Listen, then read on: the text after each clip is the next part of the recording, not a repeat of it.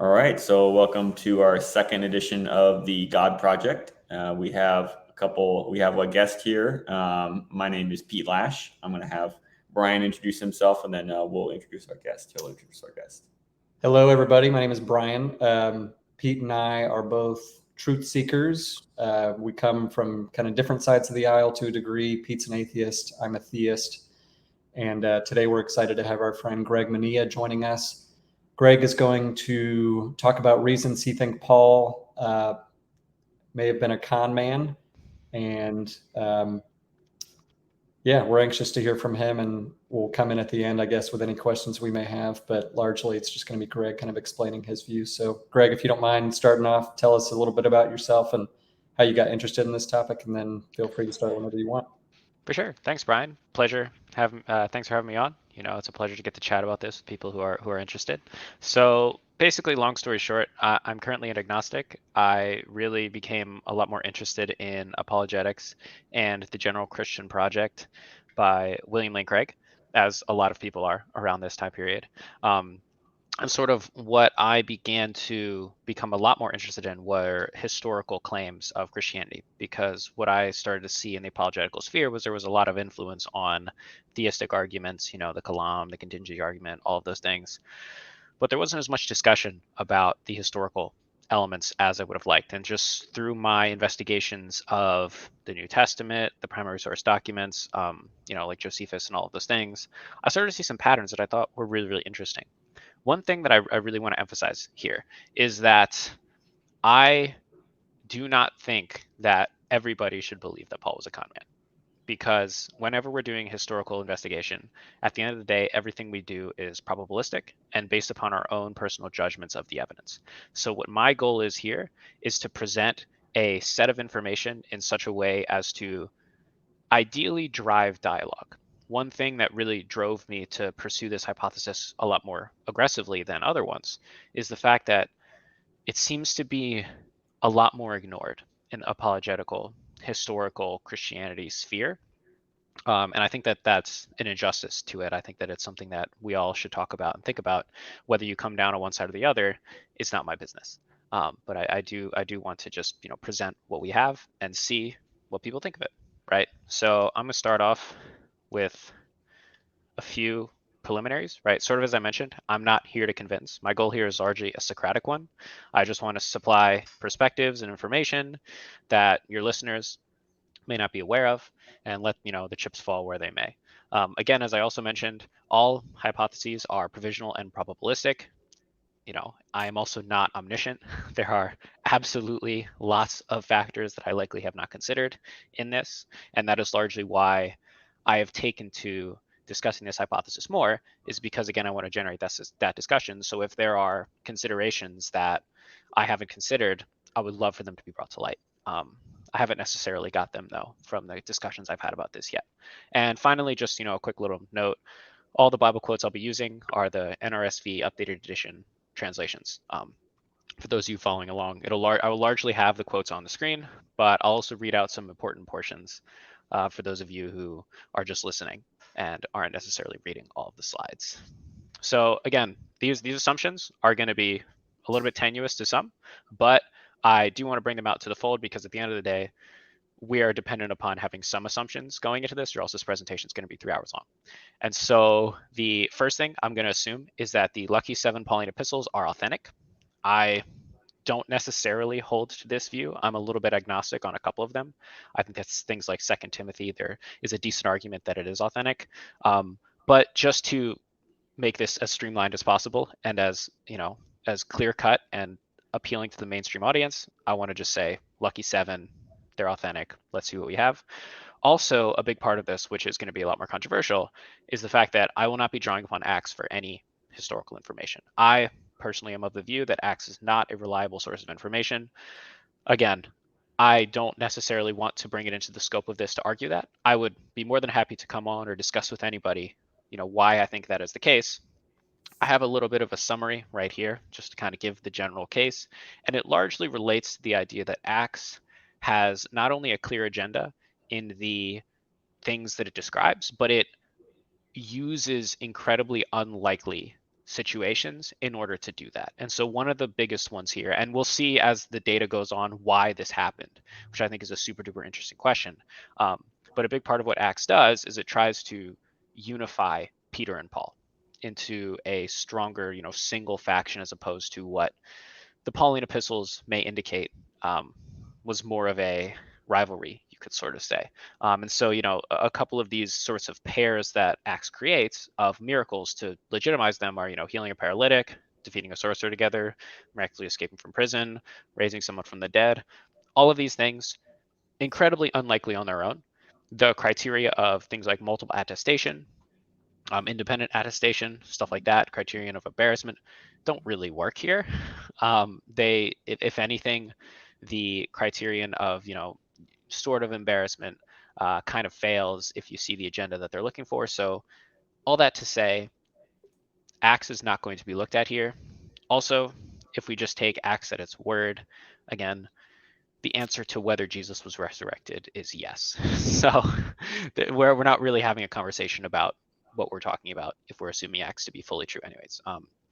For anybody who's interested in learning a bit more about Acts and whether it's historical or not, I would recommend Richard Purvaux's work. I think he's done a really, really good job talking about it. And also Dr. Steve Mason's work on the relationships between Acts and Josephus, which I find interesting and usually date it to later, about after the 90s. So let's get into the core hypothesis. So this hypothesis is really going to be built with 4 main claims in mind, and then sort of seeing what we can extrapolate from those claims. The first is that people preach Christ for their own benefit, most specifically in the time of Paul. Second, Paul asked and argued for money for preaching, which establishes a clear incentive. He also was given money for preaching, both him and the Jerusalem apostles. There's going to be some interesting relationship between those two as we go through.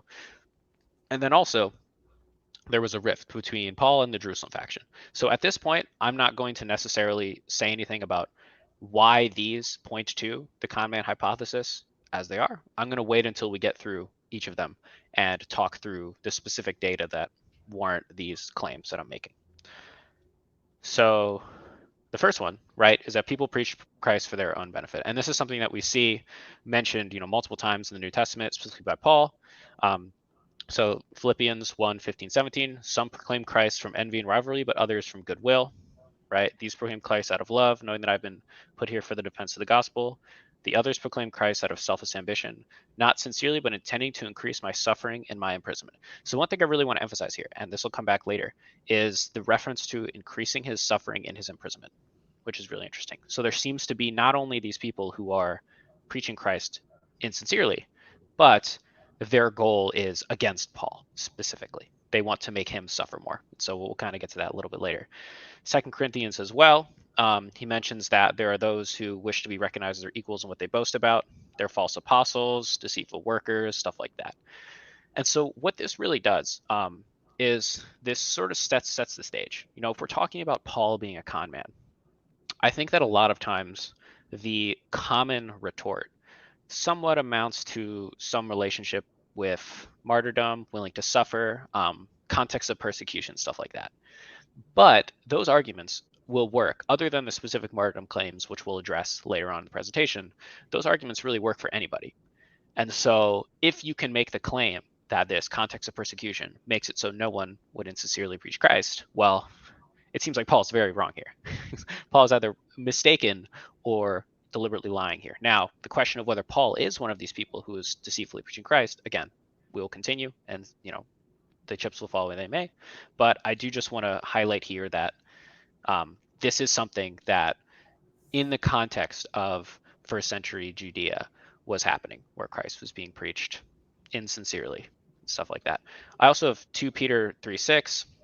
I have an asterisk there just because there's a lot of debate about whether this is actually authentic, when it was actually written. The one thing here I just do reference is that there are those who are twisting Paul's letters in some way, right? So again, this establishes a continuity of people who are using Christ in malicious ways, perhaps. Okay, so the next one, Paul argued for money for his preaching. Now, I'm not going to read all of these. You can read them on your own if you like. For this specific set, I would highlight 1 Corinthians chapter 9, verses 3 to 18. They're very, very interesting. Couple of main highlights I do want to emphasize, though. So in 1 Corinthians 9, 3 to 7, I think it's about 5, he mentions, or is it only Barnabas and I who have no right to refrain from working for a living? Who at any time pays the expenses for doing military service? Who plants a vineyard and does not eat any of its fruit? Or who tends a flock and does not get any of its milk? Right? And so it seems right here that Paul is clearly arguing that he should be getting money.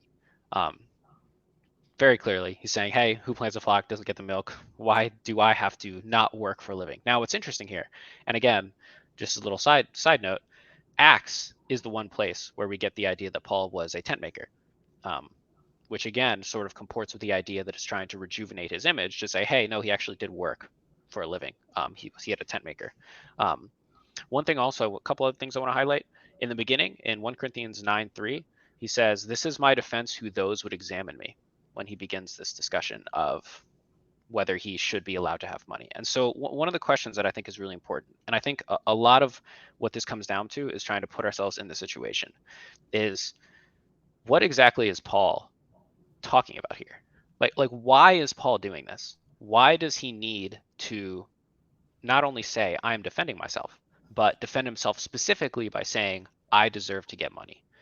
The idea here is that either truthfully or not, people are accusing him of taking money, or at least being a type of person who would take money. And what this does is this again creates a sort of context of, okay, this is something that happens. If there are people who are accusing him of it, there's an expectation that there must have been people, whether it's him or not, who preached just so that they could get money. Now, I do want to highlight that in 1 Corinthians 9:15, he does mention, I've never made use of this, right? He's never actually taken advantage of these rights to money that he has, nor is he writing so that he can have it. Now, I do want us to sort of button this because this will come back later when we talk about 2 Corinthians. But again, here, kind of we have this question of, okay, Paul has never actually apparently asked the Corinthians for money. Why argue that you can have it in the first place then? What is the purpose of telling this group of people that, hey, money from you should get, I just give me money, but oh no, I don't want, I would never ask you to have money. I would never ask you to give me money. I just want to preach the gospel. Right, so there's a little bit of idiosyncrasies going on there. And again, we'll kind of see a little bit more fleshed out as we keep going.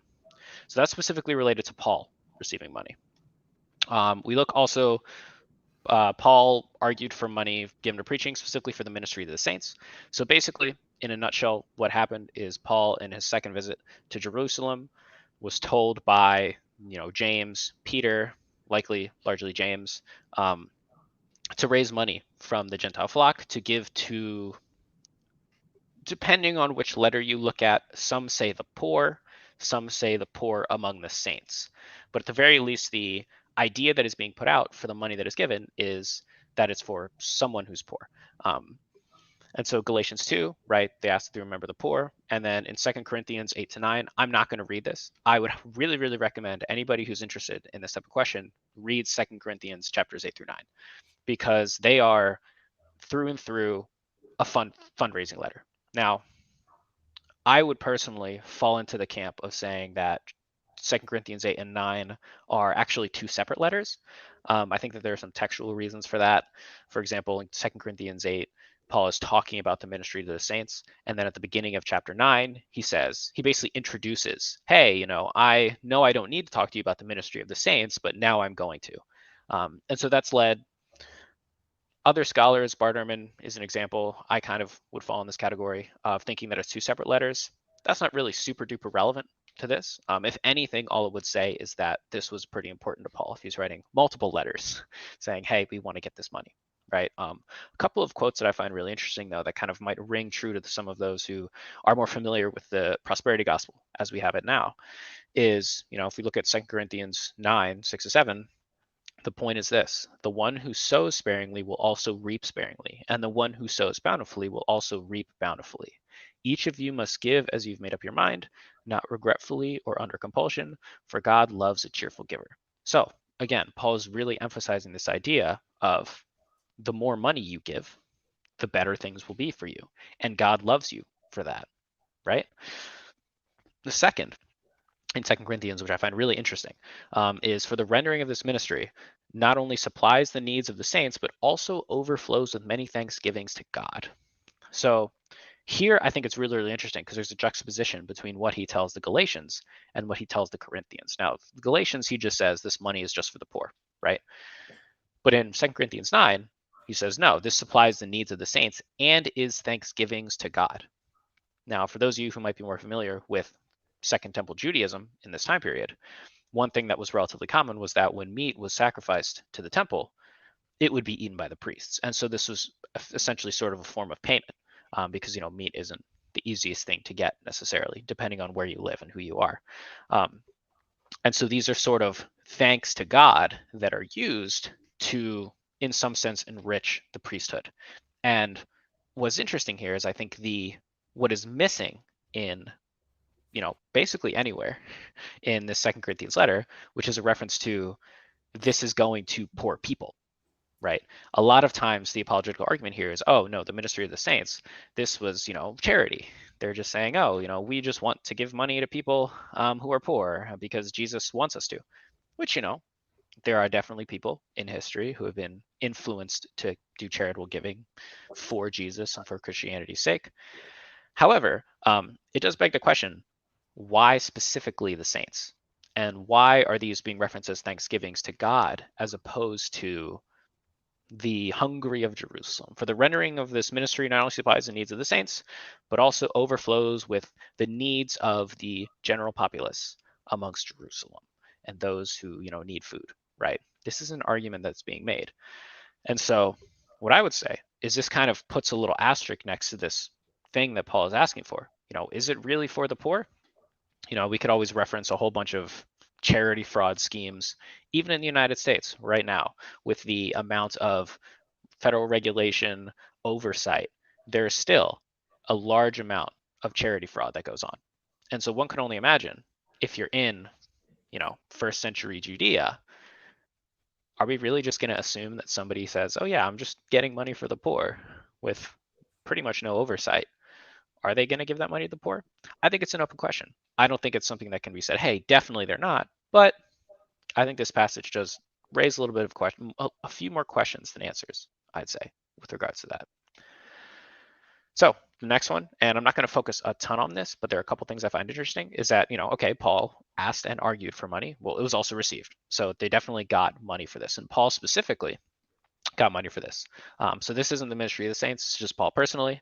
In Philippians 4, verse 19, he mentions that he's fully satisfied. He's received a fragrant offering, a sacrifice acceptable and pleasing to God.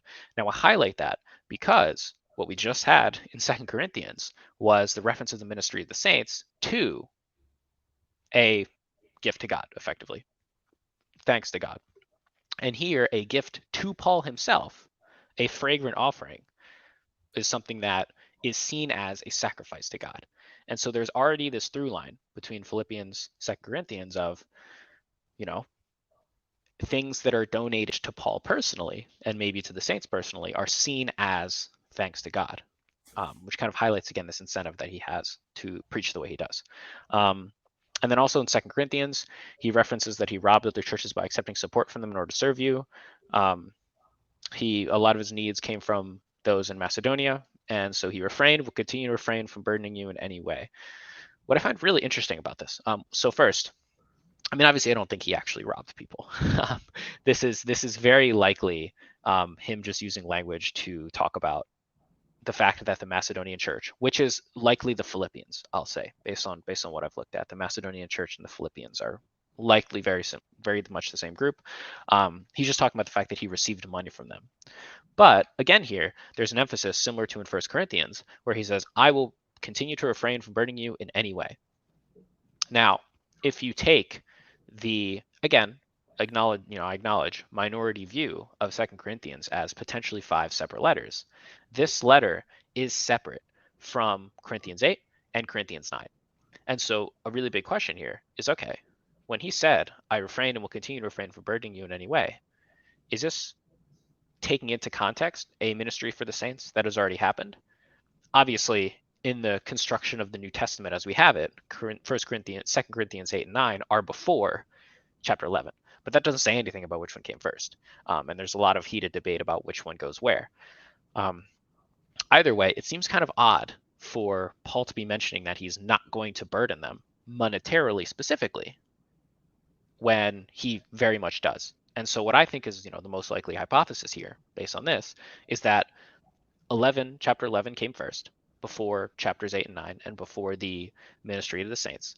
And he just changed his mind, because if we kind of look back to 1 Corinthians, we see this through line where he's saying, hey, I have the right to get money from you. I have the right. I'm not going to use it, but I have the right. And as potentially questions still emerge, he continues. He says, I'm not going to take your money. Okay, yeah, I got a lot of money from the Macedonians, but no, you guys, I don't want to set up a stumbling block.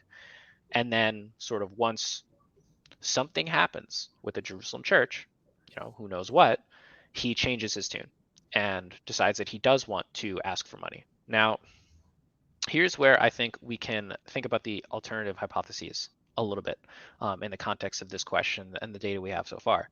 I would say the main two ones that I'm going to address are the hallucination hypothesis and the actual resurrection hypothesis, on which Paul received information from a risen Christ in a vision, a vertical physical appearance, whatever it is. He received it actually from Jesus.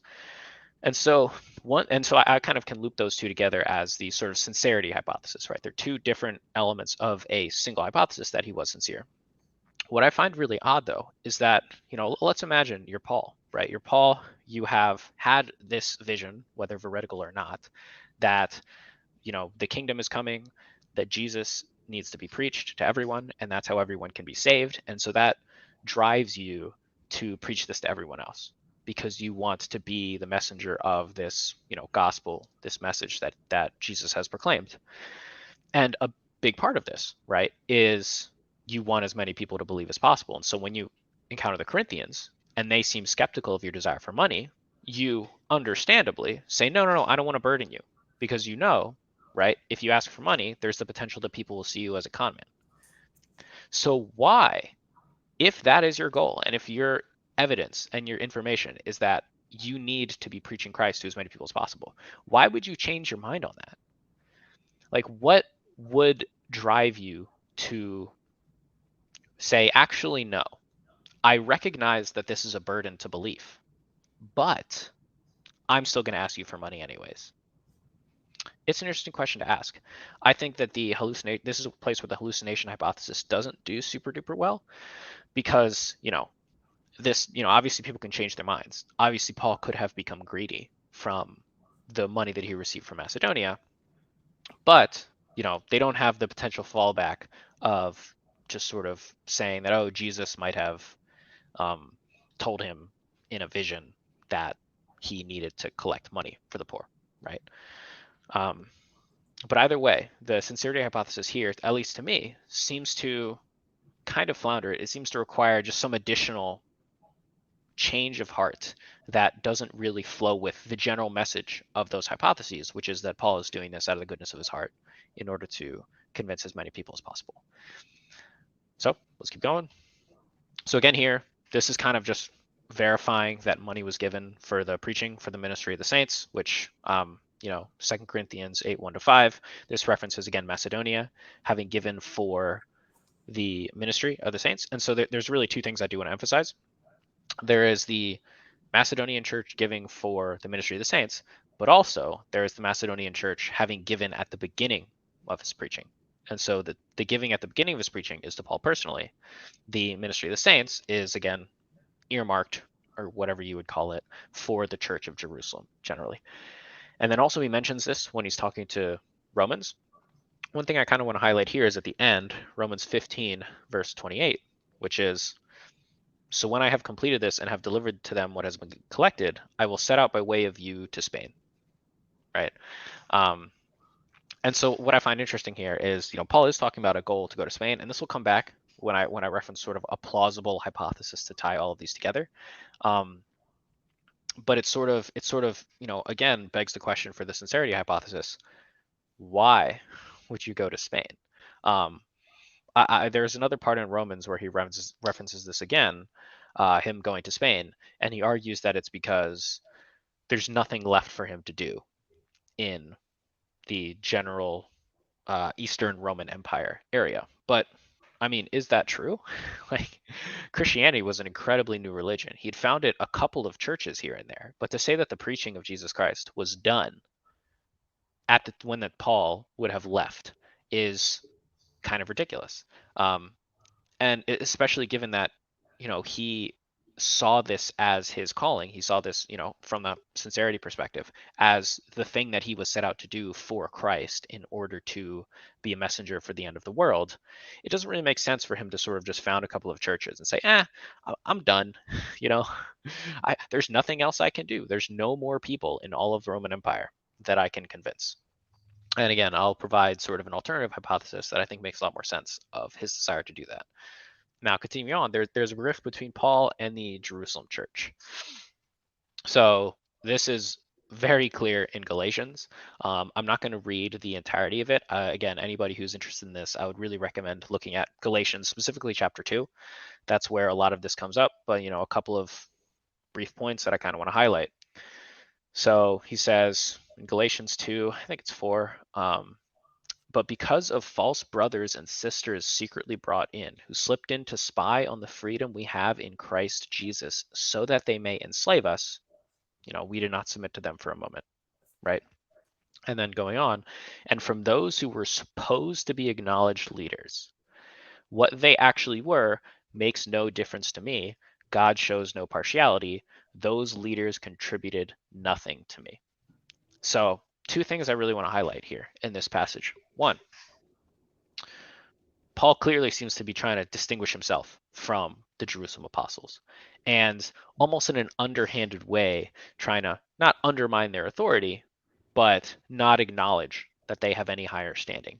God shows no partiality, these acknowledged leaders. And again, this is in reference to going to the Jerusalem church.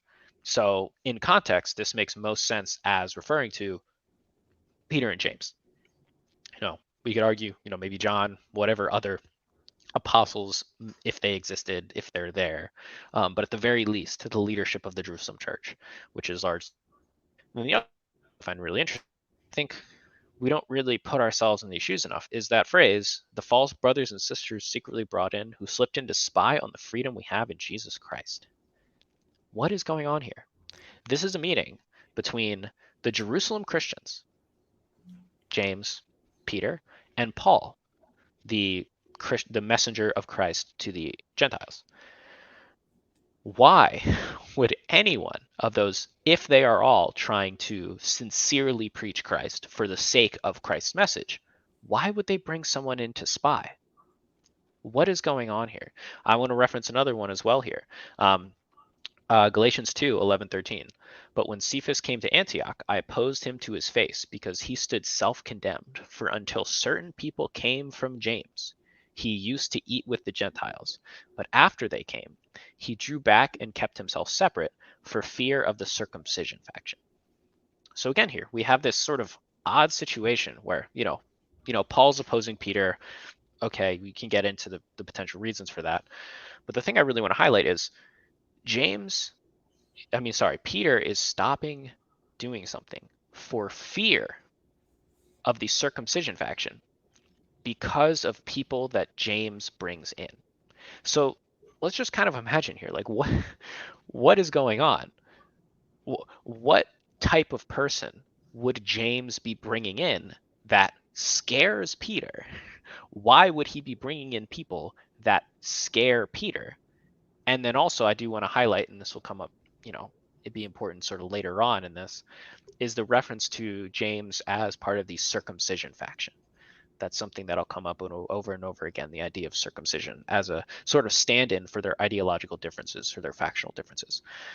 Now, I would argue, given the spies and the people who are scaring Peter, this is not just your average, hey, let's have a church group and talk about our theology. This is much more like gang behavior. This is much more like, hey, we're trying to either intimidate or hurt you. And it doesn't necessarily make sense, especially on a sincerity hypothesis with the resurrection, that Jesus would appoint ideologically and sort of spiritually leaders who would try to undermine each other in such a way as this.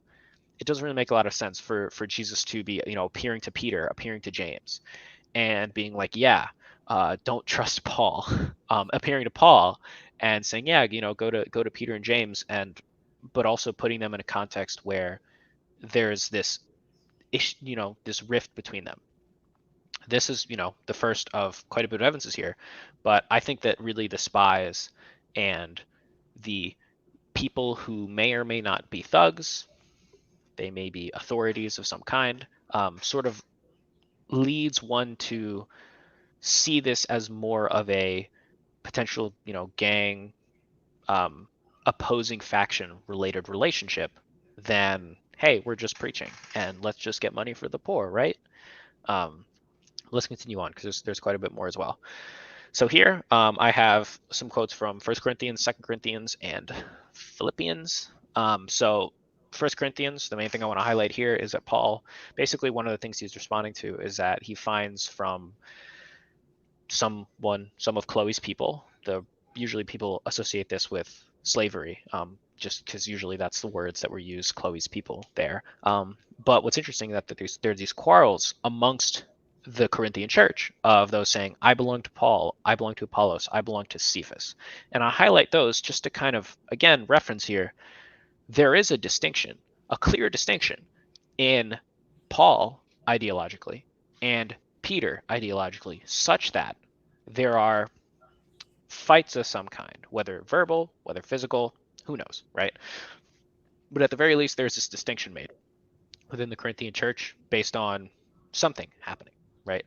2 Corinthians 11, 3 to 6 as well, right? Well, actually, I'll go back a little bit, 3, 4.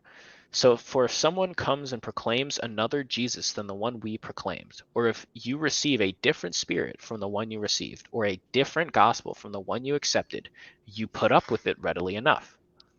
I think that I am not the least inferior to these super apostles. So, a couple things to emphasize here, right? Well, in 1 Corinthians, when he was talking to the Corinthian church, he was mentioning that, hey, you guys are in all these factions, right? You have Apollos, you have Peter, you have me, some say Jesus. Now in 2 Corinthians, he's saying, if somebody, not only, right, are there these factions, but when somebody comes and preaches a different gospel, you just kind of accept it, right? Which, okay, well, the fact that there were all of these factions lends credence to and reasonability, or lends reason to why Paul would be saying this, right? Because Paul's saying, hey, there's all these factions. You must be just listening to these people that are coming. And then later he says, I'm not the least inferior to these super apostles. But, right, I want to reference back to Galatians, right? At the end of Galatians 2 to about 6. What they are makes no difference to me. God shows no partiality when referring to the acknowledged leaders. The question we need to ask is, who are these super apostles? And what would make Paul refer to them as super apostles? I would argue, again, also based on Galatians and these quote-unquote acknowledged leaders whose authority he's trying to subtly undermine, I would argue these super apostles are the Jerusalem faction, right? Because, I mean, yeah, you have the Apostle Paul who received Jesus, but what's better than that? Well, somebody who actually knew Jesus, somebody who was there with him, and somebody who is building a church based on the foundation of the knowledge that they had of him. And so what this kind of does is it creates, albeit a tenuous link, to the Jerusalem church and these false gospels, or at least these different gospels. In 2 Corinthians 11:3, he references that the serpent deceives Eve, right? Thoughts will be led astray from a sincere and pure devotion to Christ. So it's not just, hey, these are different gospels and, we can all coexist. He's referring to this as deceit, taking people away from Christ, which, if we're talking about the Jerusalem church is an interesting relationship, to say the least. Now, he continues. He goes a little bit stronger in 2 Corinthians 11, 12 to 15. And what I will do, I'll also continue to do in order to deny an opportunity to those who want an opportunity to be recognized as our equals in what they boast about. For such boasters are false apostles, deceitful workers, disguising themselves as apostles of Christ. So it is not strange if his ministers also disguise themselves as ministers of righteousness, the end will match their deeds. Now again here, this does not say that the Jerusalem church is this. And I would never argue that this is evidence that the Jerusalem church is the group that he's talking about. But this is, 6 verses away from talking about the super apostles and their preaching of a different gospel and their deceit. It's not unreasonable to extrapolate that the context hasn't changed. And so it would make sense to say, well, these super apostles are people who Paul is talking about when he says they're boasters, deceitful apostles, stuff like that. 2 Corinthians 11, 21, 23 adds additional context here, where he says, are they Hebrews? So am I. Are they Israelites? So am I. Descendants of Abraham? So am I. Are they ministers of Christ? I'm talking like a madman. I'm a better one. And then he references his imprisonments, his floggings, things like that. So here, right, we gain additional evidence. So this group that he's sort of talking about, these deceitful workers, stuff like that, they are Jews. They are Jews who are preaching Christ. Now, again, there could have been a lot of Jews who were preaching Christ. I'm not going to say that this, again, points it to the Jerusalem faction. But, I mean, the Jerusalem faction were Jews who preached Christ.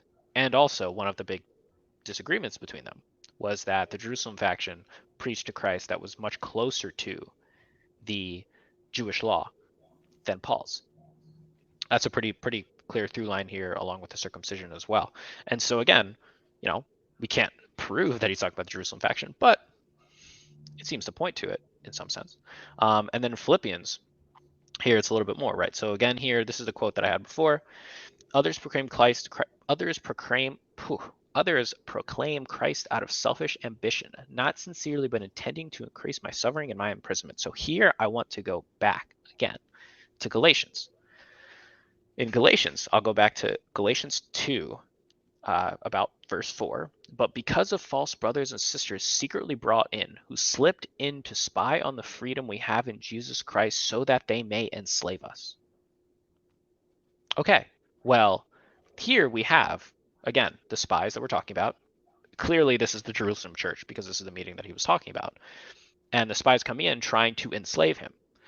And then later, we have those who are preaching Christ to increase his suffering in his imprisonment. Now, the general idea here is that Paul, when he's writing Philippians, is currently imprisoned.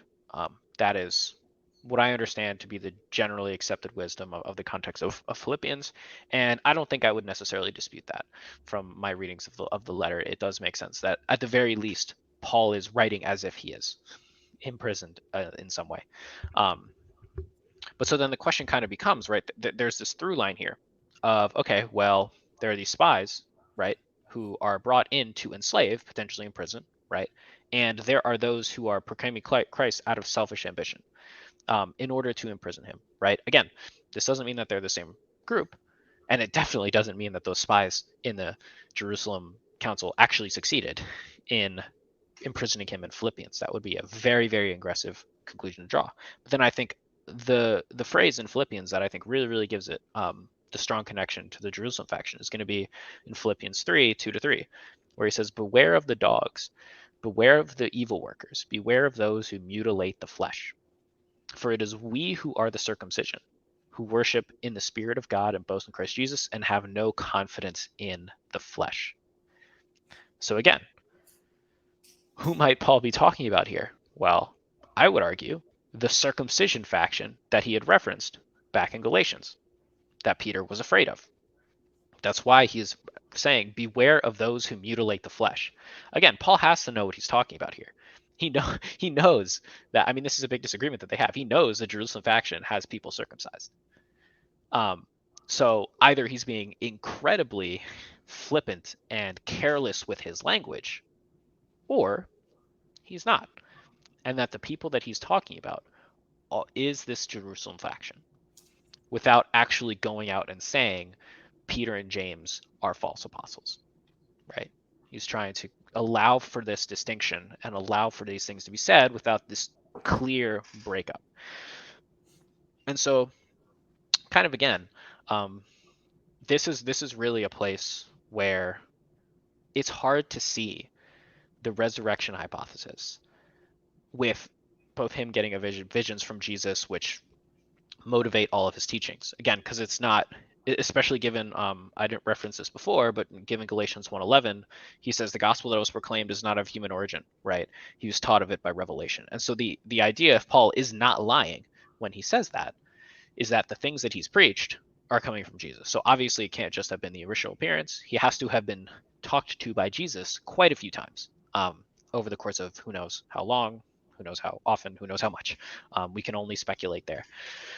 But if that's the case, then would we expect Jesus, when he is able to tell Paul all of these things, to, and again, we're bringing in the omniscience and omnipotence here, knowing that Paul would speak against, seemingly, the Jerusalem faction, Peter and James, those who were with Jesus, would we expect that this would happen? Wouldn't we expect that Jesus would maybe tell him, hey, you may not trust the Jerusalem faction, but they are brothers in Christ. They are not dogs.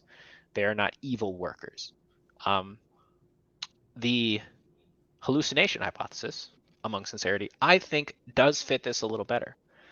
Because, if Paul just had this vision and was just basing his teaching on stuff that he thought, which granted, I would argue he's still lying in a sense there, because his preaching isn't coming from Jesus. It's coming from what he thinks Jesus is saying to him, which, we could argue about, how veridical, or is he hearing voices in his head, whatever.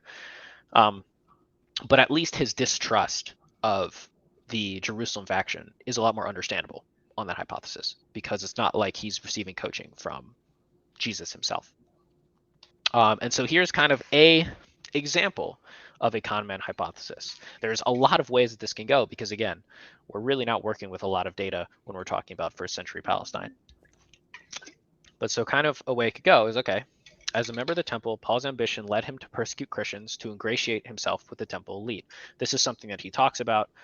I'm not necessarily going to deny that Paul did persecute Christians, because that is a sort of a case of criterion of embarrassment. It doesn't make sense for that to be a part of his letters, for him to be talking. If it did, after observing the Christians, he sees an opportunity to make money by preaching their message. Paul is often punished when he does this, with lashes, imprisonment, stuff like that. But the money he receives from his preaching in Macedonia, as well as his potential future income, I didn't finish this, drives him to continue on, right? So, and again, I'll talk a little bit more about this when I get to common objections here. But, a lot of people do take punishment for money. Gangbangers, fraudsters, etc. This is not necessarily a very rare thing. A few years later, he meets with Peter and James, strike a tenuous truce where Paul can minister to the Gentiles and they stick to the Jews, right? So this is going to be that initial conversation that they have about 3 years after Paul's conversion, give or take. Despite the truce, the Jerusalem faction, despite the truce, the Jerusalem faction continued sending apostles to the Gentiles, angering Paul, but their influence as a result of their connection to Jesus' lifetime made them too valuable an ally to completely cut off. So here is where the rift sort of starts to spread. We have in 1 Corinthians, he's talking about Peter, those who say they follow Peter, those who say they follow Apollos, those who say they follow Jesus, right? This must have come about as a result of people preaching either, usually I would likely say in the name of Peter. I don't think it's necessarily super likely that Peter actually preached in Corinth. I don't think there's any way to know, to be honest. But the language that Paul uses, especially when he says those who belong to Jesus, seems to indicate to me that these are ideological through lines and not necessarily, hey, we talked to Jesus, we talked to Peter, we talked to Apollos, and we talked to Paul. But again, that's very up in the air, so I wouldn't argue one or the other. But at the end of the day, there were people who were preaching. Now we get to 2 Corinthians, each of these letters, which are different, and the rhetoric continues to bolster, right? Now he's referring to them as deceitful workers, all these things. He's also, in Galatians, well, Galatians, is talking about a little later period. And so this sort of rift is burgeoning as time goes on. Paul then meets with the Jerusalem faction again, and they pressure him to collect money from his gentle followers under the guise of getting money for the poor, from which he can also get a cut. Again, I don't think anything about this is particularly unreasonable. We have, for example, charity frauds happening all of the time right now. We have drug runners, we got gangbangers. And so to assume that Paul is not getting a cut and the Jerusalem church is not getting a cut of the money that he's receiving, it's a little naive to me, but again, people are going to judge probabilities the way that they like. So Paul does that. Paul raises funds, most likely from Corinth and Philippia. He mentions Macedonia and Achaia. I believe Achaia and Macedonia are generally referring to those two places, Philippia and Corinth specifically. There may have been other churches, but again, we have no evidence necessarily of any of those. So once he brings those substantial funds to Jerusalem and receives his cut, he retires to Spain to avoid the stress of factional infighting and the growing danger of the Jerusalem faction, which again seems relatively clear based on what he's talking about in Galatians with the spies and the imprisonment and stuff like that. Now, here is where there's a lot of possible places that this can go. So, because again, and we can get into this if you guys really want to delve into the Martyrdom of Paul, because I have the primary sources linked in the appendix. But I mean, there's a huge number of things that could have happened here at the end of the story. Paul could have gone to Rome, chilled a little bit, gone to Spain as he'd expected. He could have also just been killed by the Jerusalem faction. In the night, sent an assassin, slit his throat.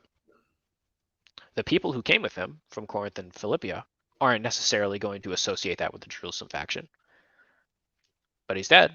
I mean, for all we know, Paul might not have even made it to Jerusalem.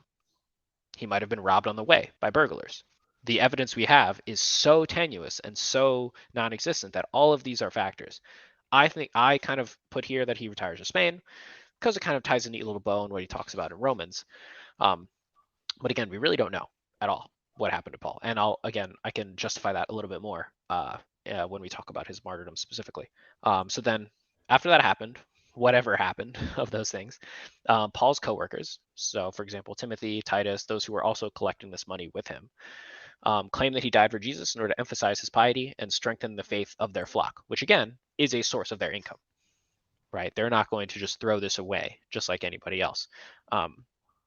And so they want to not only emphasize that the person that brought them, that brought this church about, who's their sort of ideological predecessor, is incredibly pious. They want to tie to themselves as well. Next, that claim that Paul died for Jesus is retold and decades later manifests into different legends of his martyrdom, which, like I said, we can reference. And all of this, from what I understand, this hypothesis is quite mundane, makes a lot of sense of the types of things that people do, not only today, but have also throughout history, and also take into account all of the available data, including the martyrdom accounts, which I'll address later, including the New Testament, things like that. Yeah. So I'll continue really quickly with some common objections, some brief. I'll say some brief things about them. There's so much more that can be said. I've had very, very long conversations about these, but I didn't want this presentation to be too long. And so two of the main objections that I get are that Paul is willing to suffer or die for his message, so he wouldn't have been lying. And Paul gave the creed in 1 Corinthians 15 and challenged the Corinthian church to check out the claims themselves. And he wouldn't have done that if he was lying. That would be very stupid. If he says, hey, I'm saying this thing, that's a lie, go check it out. So let's kind of talk about either of those again, very briefly. So the fact that Paul is willing to suffer and die. So I would argue, if we want to be talking about someone's mental state, which again, we are when we're saying he's willing to suffer and die here, and that he would be willing to die for a claim, a basic requirement, I would say, is that he can, if he was given the chance to recant and didn't, because otherwise, I mean, he could have recanted his life away and still died, right? We don't have this for Paul.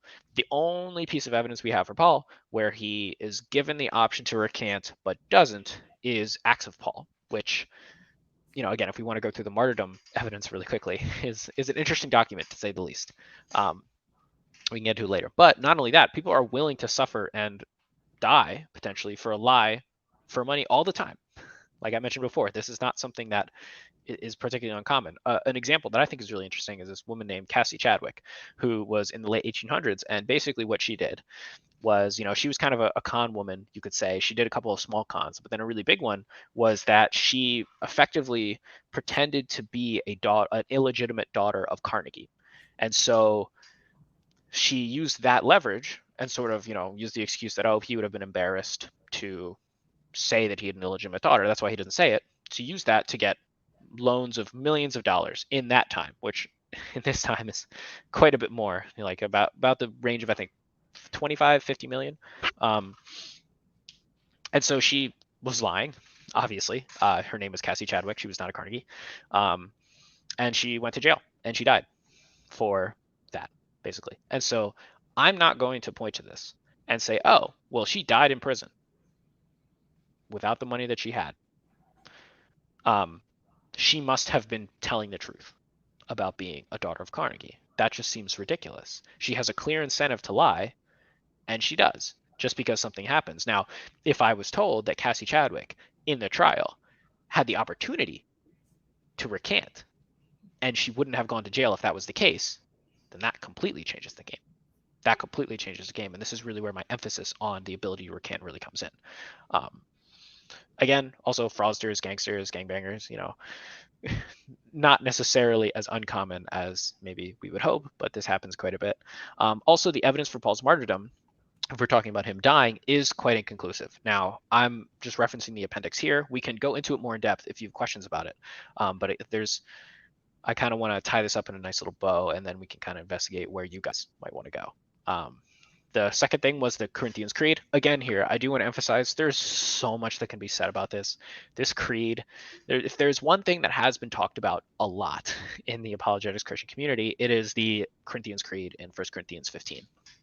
And so effectively, for those of you who are unfamiliar, basically Paul recites this creed that he says was given to him, that Jesus died and was raised on the third day. He was buried and was raised on the third day, and he appeared to Peter, he appeared to the 12, he appeared to James, he appeared to the 500, and he appeared to Paul, basically. So it's basically a list of claims, generally based on the structure. People argue that it is a creed that he received. I would agree with that. There's a lot of stuff we can get into about the language and what parts may or may not have been in there, but that's sort of the general idea. And so kind of the response here is that it's not very likely that the Corinthian church would have gone to Jerusalem to investigate these claims that he had. So I am leaning a lot on the work here of Michael B. Thompson in the book, The Gospel for All Christians, which is edited by Richard Bauckham.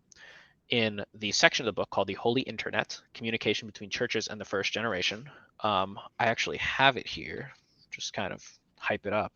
I think a picture is worth 1,000 words.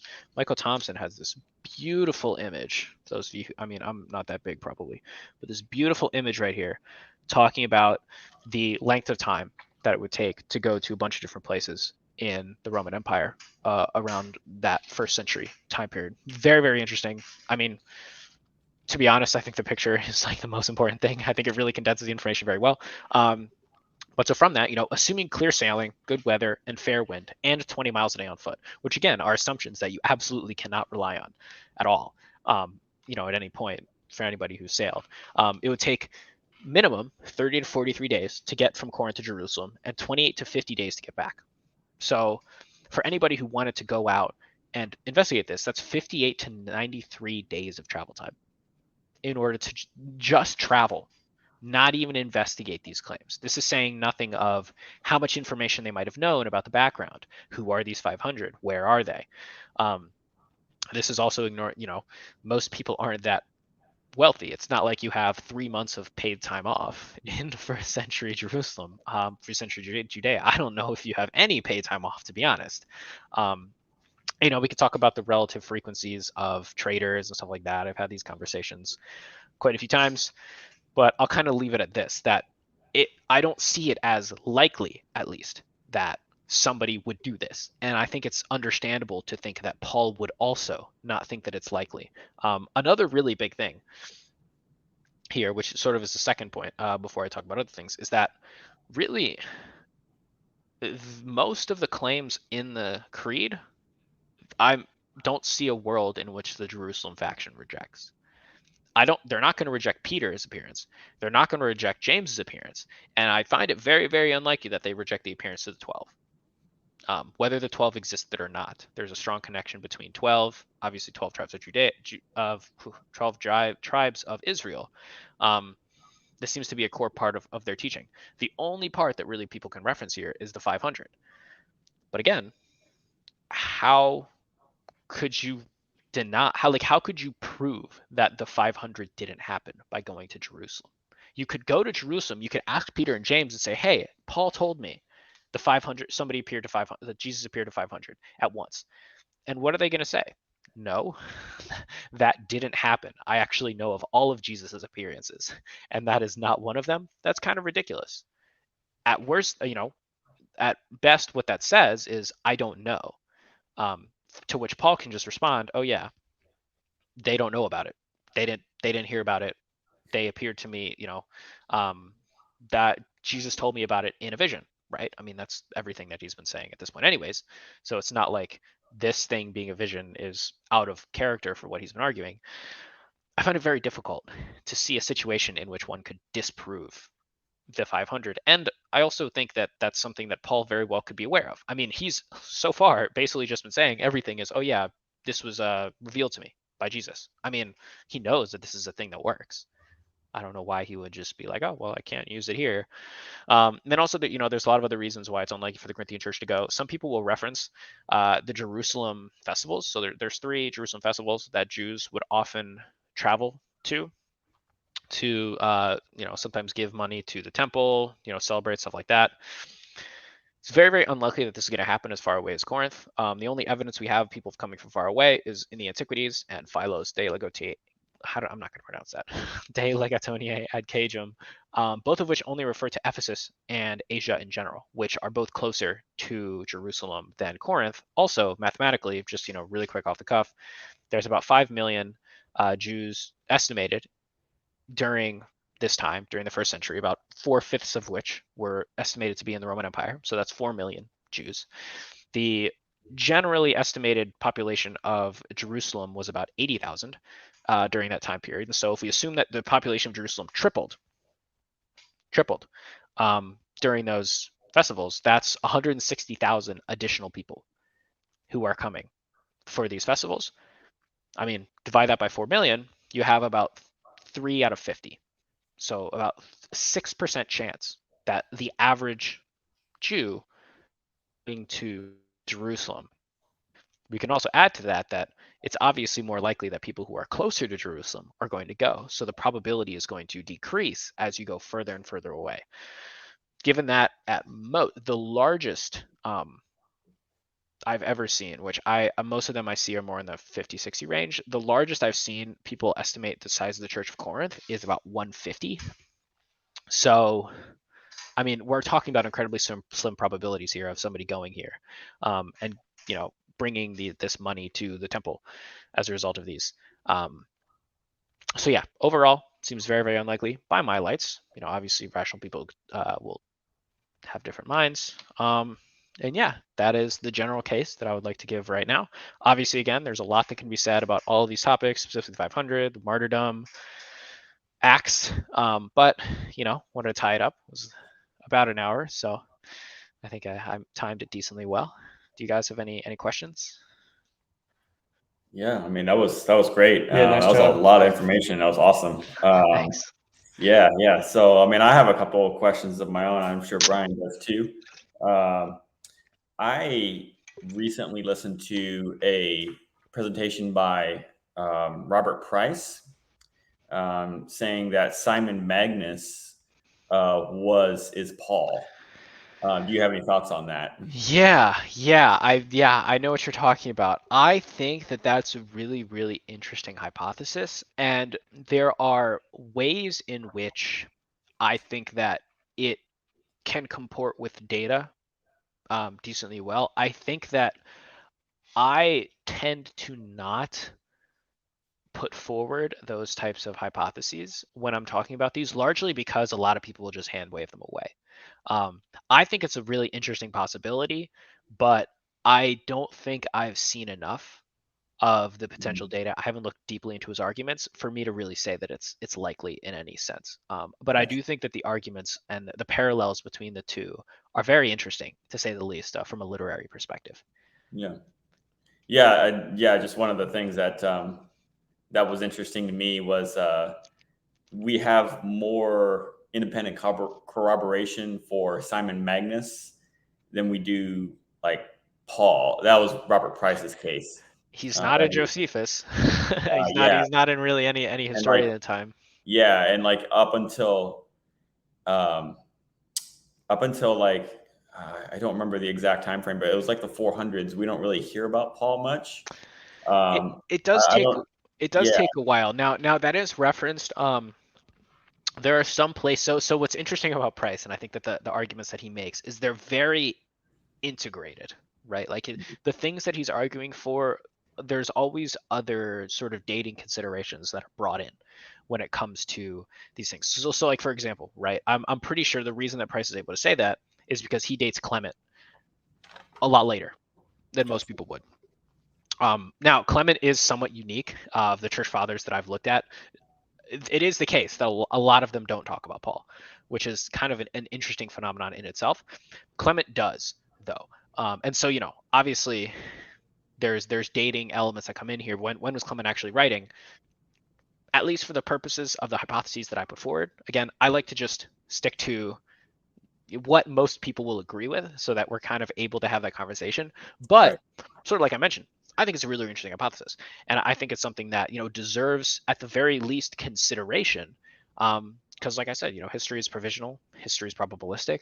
Like we're really not in a place where we can say, oh yeah, no, Paul, we definitely know he existed as a person. But I'm not necessarily going to broach that because I don't think it's productive for the audience that I necessarily want to talk to. Yeah, I just had another question. A great answer, by the way. Another question: does the rift between Paul and Barnabas inform us in any way about the like rift between the Jerusalem church and Paul himself? Like, it's been said that Barnabas was led astray by I think it's mentioned in the epistles somewhere where Barnabas was led astray by the Jerusalem church and the circumcision faction, I think he calls it. That is them, yeah. Yeah. I can't necessarily confirm or deny where that is, but I would say if that is in there, it definitely at the very least emphasizes again this distinction, right? Because it doesn't really make sense that you're being led astray to a group that ostensibly has the same goals as you. That doesn't really make a lot of sense. Saying, oh, he was led astray. Well, no, if we're hypothesizing that this is a united church that is preaching Christ, that language doesn't really make any sense. But the fact that someone would go from one to the other is a recognition that there is this distinction between the two. And I think that interestingly enough, those sort of interdependencies, right? Because if we think about the relationships that people like Titus, Timothy, and Barnabas have, well, they didn't get appearances. So, necessarily, right? Obviously, but we have no evidence that any of them have any firsthand evidence of Jesus's resurrection whatsoever. Yeah. So what I find fascinating about them, and unfortunately we have very, very little information, if any, about any of them, is that this is a really nice sort of look into not only people who were the first to talk about Jesus, the first to be preached Jesus, like sort of the first generation, but also those who were preaching it and their relationship of that first generation. I find it really fascinating. But yeah, if it were the case that Barnabas had been brought astray by the circumcision faction, I would say that does also show that distinction between the two groups. Yeah, I have to look up that verse again. I don't remember exactly where it is, but that's definitely something interesting. Another side note: there is and I don't know much about this, but there is a book of Barnabas that the Really? Muslims think is actually canonical. So that's interesting. That is one thing that I find really, really fascinating about the general Christian environment, is that there are so many non-canonical works that, obviously there are considerations that one can make for choosing one over the other. But especially with some of them, timelines start to get really, really close, like with the Acts of John and stuff like that. Yeah. And kind of the relationships between the things that are said in each of these books and, the groups themselves, I think is really, really telling. And I think this is also kind of references sort of where my idea about Acts comes from, is because, why are we able to look at things like, the Epistle of Barnabas, Gospel of Thomas, Acts of John, and say, no, like this stuff didn't happen. But when we look at types of works that are, Acts and Acts of John don't contradict each other. They're both very similar in that they work generally as biographies, and yet we accept all of these things from Acts, but Acts of John is kind of just like, pushed off to the side. John didn't command bed bugs and raise the dead and all that stuff. So it's just an interesting thing. Yeah. Yeah, that is interesting. That's awesome. Got any questions, Brian? Yeah, well, again, really nice job, Greg. Like, this was Thanks. fascinating, and you did a really nice job explaining everything clearly. You touched on the criterion of embarrassment a little bit earlier, and I guess I wanted to ask if there are other examples that Christians often appeal to, either in the Old or New Testament, where you feel like the criterion of embarrassment doesn't really support historicity. I would say, and this is one that's very debatable. I think the women at the tomb is an incredibly popular one. William Lane Craig has popularized this largely, this being an argument from embarrassment. I think that the argument from embarrassment is really, really tricky because, and this is kind of the difficulty in, arguing for the con man hypothesis or for the sincerity hypothesis or for any of these hypotheses that deal with the inner mind of someone, is that these worlds, while they are human beings, these are really, really different cultures and really, really different societies that we're trying to extrapolate our thoughts into. And so when we're trying to say that someone is embarrassed, that requires us to be making assumptions about what it is someone would be embarrassed about. For example, with the women at the tomb, what's commonly cited is rabbinical teachings that women couldn't speak in court proceedings, as sort of reference. Now, what that argument implies, though, is that the rabbinical view of women was, one, shared by the community, right, in such a way that if a woman said something, it wouldn't be trustworthy. Now, there have been a lot of arguments about the women being usually the people who would go and anoint the bodies afterwards, women and slaves, so they would be expected. There's also been arguments about the women making being more a representation of the reversal of expectations that Jesus brings about. So, the first will be last, the last will be first. I think at the very least, when we're discussing the problem of embarrassment, we need to be very cautious. At the very least, I don't think it's something that we can't use, but I think that there's a lot of situations in which, we need to sort of take heed. Now, for example, one thing that I think is a place where the argument from embarrassment can work and has worked, right, is for example, some will reference pharaohs in Egypt who will put in, they had those large tablets that they would do after battle where they would reference, oh yeah, we killed some of the people in this city, but we didn't breach the city. Well, there's no real reason for that pharaoh. Like, there's no literary reason for that pharaoh to be saying, "Oh, we didn't breach the city," right? It's not like there's some other reason that would be in the text. So that's kind of a place where we can say, "Oh, okay, well, pharaohs, especially through most of these texts, would try to buff themselves up as much as possible." So if one is saying this, they probably at the very least didn't take over the whole city. I, again, can't reference the specific one that I'm talking about. Inspiring Philosophy has given a couple of examples where the criterion of embarrassment can be useful, but yeah, that's kind of a whole spiel on that criterion. Nice. I appreciate that. One other question I had, and this will be my last one, is you mentioned Richard Bauckham earlier. I haven't read his book, Jesus and the Eyewitnesses, but I know the central argument is that basically, when you look at the distribution of names in the Gospels, yeah, there you go. And then, and on the ossuaries, I think of first century Jews that they line up pretty nicely, like the ratio of names. So I wanted to hear your thoughts on like what you think that proves or doesn't prove, and if Christians are overstating their case for historicity based on those kind of arguments.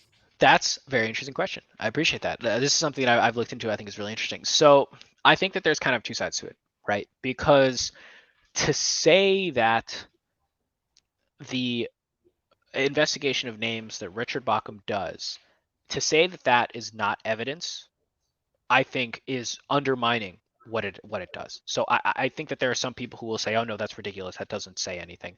I wouldn't necessarily agree with that. I think what it points to is stories, or wherever the sources of the Gospels come from, came from a source that was generally in the area of Palestine. Now, the one thing that I find really frustrating when I've investigated Baukham's works, and I haven't gone super deep into his paper, but I read the sections in his book about this. He seems to really only reference Egypt and Judea, which is fine, right? But what we need to recognize is that when we're making these sort of statistical inferences about names, it's not black or white.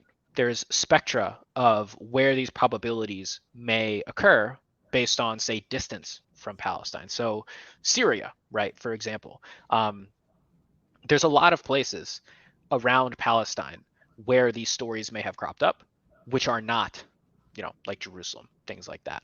And so I think that seeing it as more of a probability distribution kind of undermines the idea, at the very least, that this is a specifically Jerusalem or specifically Galilee phenomenon. Kind of the second thing that I would really recommend for anybody who's interested in this is there's a paper called What's in a Name. I could pull it up in a sec, but I don't really feel like it. It's like What's in a Name. Just look up What's in a Name, Richard Bauckham names. And there's a paper from someone who investigated the same corpus that he did, that Bauckham did, and that found that the probabilities of the names, because again, what Bauckham largely relies on are the popular names. So he's Right. referencing the probabilities of the popular names and the ways that they're put in the Gospels. The same argument can be made for, oh my gosh, I can't believe I forgot this. The Gospel, I don't want to say the Gospel of James. The Apocryphon of James, that's what it is. The Apocryphon of James, you can make the same argument, the statistical argument, but Bauckham acknowledges that that book was likely written in Syria in the late second century, if not third century. Mm. And so what that kind of shows is, I mean, there is a large spectrum of dating and location here, but this this argument is not very location centric. And again, it also doesn't necessarily reject a hypothesis in which the original stories, the characters in the stories, obviously, we're talking about the Gospels here, so there's a whole different case that I would need to make for my perspective on the Gospels. But it doesn't necessarily rule out a place, an idea in which the stories are originally formulated with characters in that area, and the actual writing of the Gospel from those stories occurs somewhere else, in Antioch or Corinth or wherever. Sure. Right. Well, that's all I have for questions. So one thing that I do want to, because I mentioned this, you guys didn't ask questions, which is okay. The Martyrdom of Paul, just because this is recorded for anybody who might be interested, I'm just going to flip really quickly through the appendix. Also, just because I made it, so Yeah, might as well show it off. You know what I mean? I put the work in. So basically, kind of, if we look at, I'm going to go through this very quickly, but we kind of see a very interesting progression of as we go through the data. One quick thing, the data that I'm using, I got from, or at least the references I got from Josh McDowell's Fate of the Apostles. I can't remember what the book's called, but the one that everybody knows, Sean McDowell's book on the martyrdom. So kind of what we have, really, the first one is 2 Timothy. Now, I could go into depth about this because I've had conversations with people about, whether it's authentic or not. I think there's an interestingly different case to be made that it's when it's authentic. But really, when we look at least the first ones, 2 Timothy, Luke, and Acts, we're really at best generally vaguely gesturing towards death. which, you know, obviously doesn't speak at all towards death, any reason, any way of dying, recanting, anything like that. 4, right here again, I'm just gonna put these. You can pause it if you want on the video.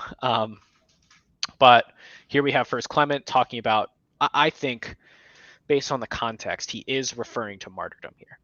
This is likely written around 96. But again, I really want to emphasize here, the general hypothesis of martyrdom is that Paul died in 63, 64, to Nero.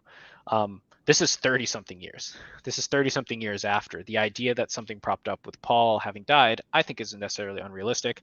We kind of end up with, you know, sort of similar things here where we talk about number 5, which references Ignatius' martyrdom. That's, you know, 98 to 140. Here we have Polycarp as well. Again, just generally gesturing towards martyrdom. So we have no details here, right? Martyrdom, Paul died for Jesus. What this is, what this means, really, we have nothing. Peter and Paul, blah, blah, blah.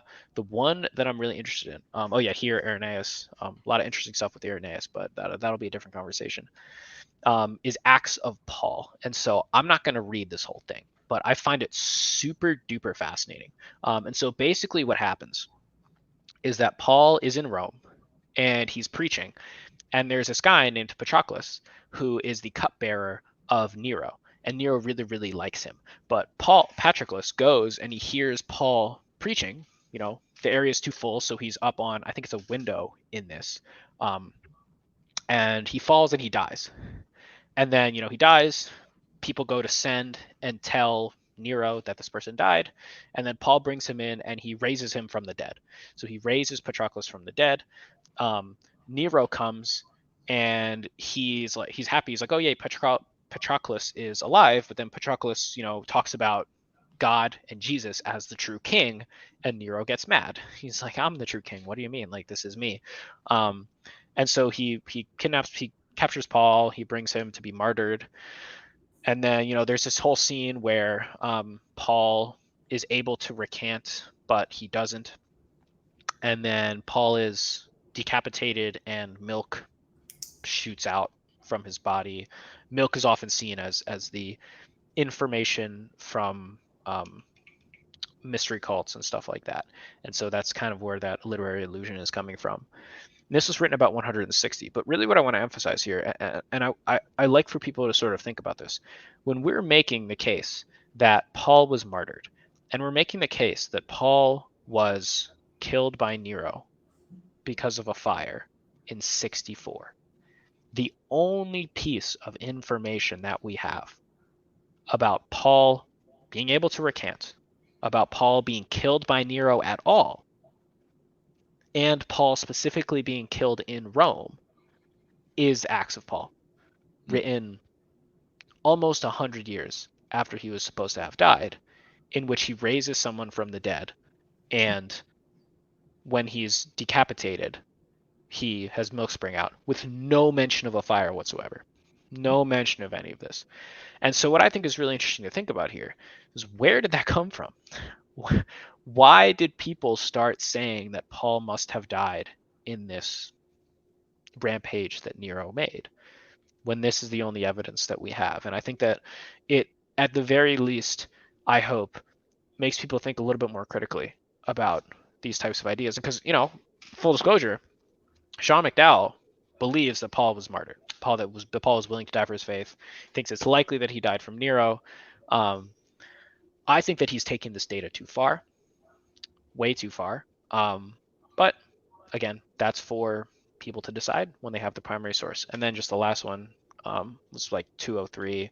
Here we have him referencing that Paul was killed in Rome.